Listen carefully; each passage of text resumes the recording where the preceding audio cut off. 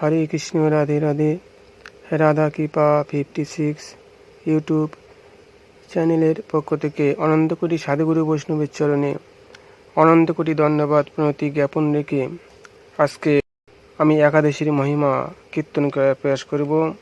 13ই মে 2026 সালের বুধবার অপরা একাদশী ব্রত পালিত হবে এবং পরের দিন অর্থাৎ 14ই মে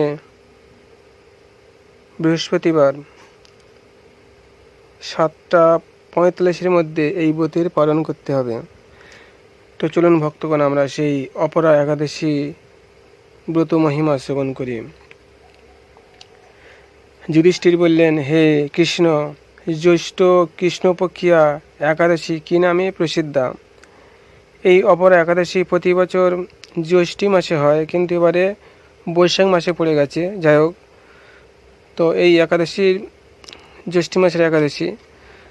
তো যুধিষ্ঠির বললেন, হে কৃষ্ণ, জ্যৈষ্ঠ কৃষ্ণপক্ষিয়া একাদশী কি নামে প্রসিদ্ধা এবং তাহার মাহাত্ম্যই বা কি? আমি শ্রবণ করিতে ইচ্ছা করি, আপনি অনুগ্রহপূর্বক তাহা বর্ণনা করুন। শ্রীকৃষ্ণ বললেন, হে মহারাজ, মানবগণের মঙ্গলের জন্য আপনি উত্তম প্রশ্ন করিয়াছেন।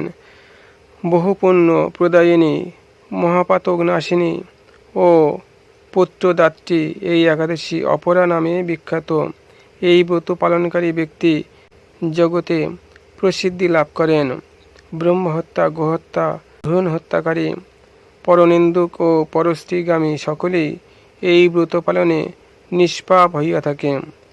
যাহারা মিথ্যা সাক্ষ্যদান, ওজন বিষয়ে ছলনা, বেদের মিথ্যা ব্যাখ্যা প্রদান, জ্যোতিষে মিথ্যা গণনা, মিথ্যা চিকিৎসায় রত থাকে, তাহারা সকলেই নরক যন্ত্রণা ভোগ করে। তাহারাও যদি এই ব্রত পালন করে তবে উক্ত পাপ হইতে মুক্ত হয়।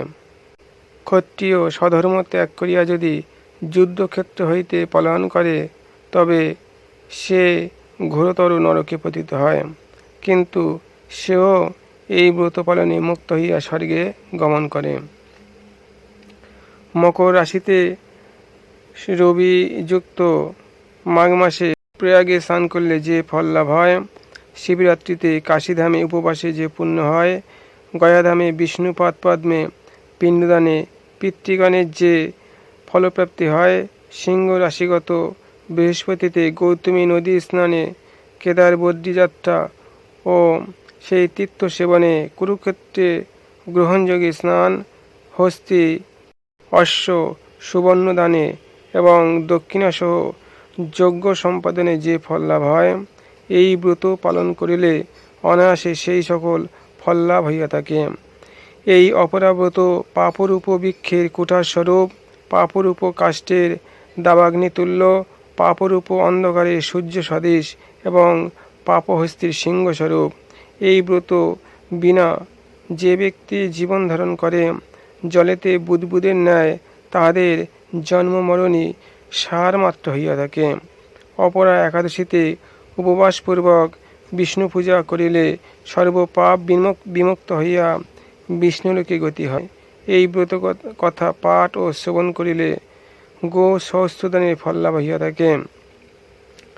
হরে কৃষ্ণ কৃষ্ণ কৃষ্ণ হরে হরে, হরে রাম রাম রাম হরে হরে। এখানে এই একাদশী ব্রত মহিমা শেষ করলাম। যারা এই চ্যানেল প্রথম দেখছেন, আপনারা কৃপা করে এই চ্যানেলকে সাবস্ক্রাইব করবেন এবং লাইক শেয়ার করে এই চ্যানেলকে আপনারা অন্য ভক্তের কাছে পৌঁছে দেবেন। হরে কৃষ্ণ, রাধে রাধে।